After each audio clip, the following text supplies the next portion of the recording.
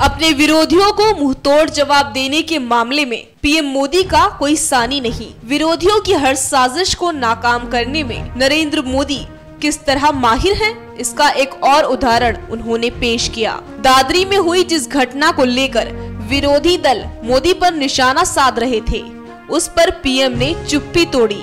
PM Modi ने न सिर्फ घटना पर दुख जताया, बल्कि साफ साफ शब्दों में अपना और पार्टी का रुख भी बता दिया। पीएम मोदी ने साफ तौर पर कहा कि दादरी में हुई घटना दुखद है और बीजेपी ऐसे मामलों का समर्थन नहीं करती। इसके पहले भी बिहार में एक रैली के दौरान मोदी ने दादरी में हुई घटना पर दुख जताते हुए राष्ट्रपति के भाषण पर गौर करने की अपील की थी।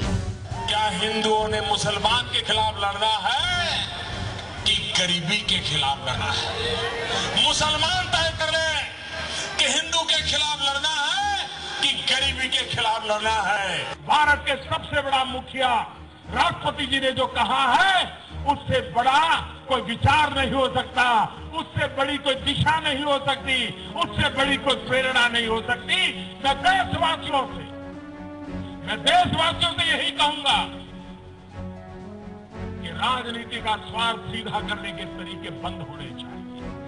राष्ट्रपति महोदय ने हमें रास्ता दिखाया है, हम सब ने मिलकर के उस रास्ते पर चलना होगा।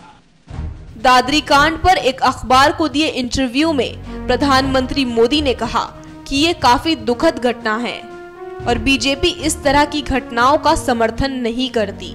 पीएम मोदी ने कहा, निजी स्वार्थ के लिए कुछ सियासी दल सांप्रदायिक बयान दे रहे हैं, जो कि गलत है।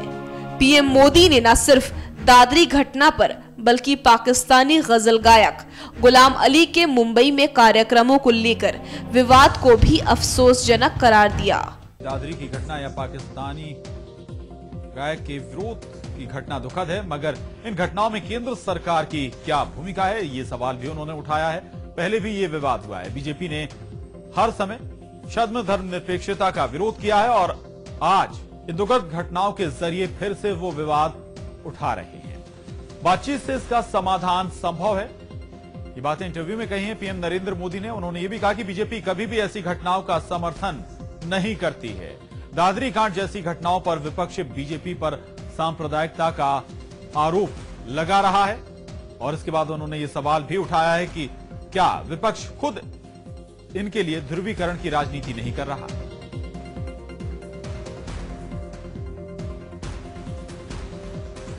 सिर्फ मोदी ही नहीं, बल्कि बीजेपी अध्यक्ष अमित शाह ने भी दादरी घटना को सरासर गलत बताया। अमित शाह ने मांग की है कि इस मामले में गुनहगारों को कड़ी सजा दी जानी चाहिए। अमित शाह ने इस पूरे मामले का ठीकरा अखिलेश सरकार के सर फोड़ा। अमित शाह ने इस पूरे मामले का राजनीतिकरण करने वाले विपक्ष को भी कटघरे में खड़े करते हुए सवालिया लहजे में कहा, दादरी पहले कौन गया? राहुल गांधी पहले गए, उनके बाद असदुद्दीन ओवैसी गए, फिर अरविंद केजरीवाल गए।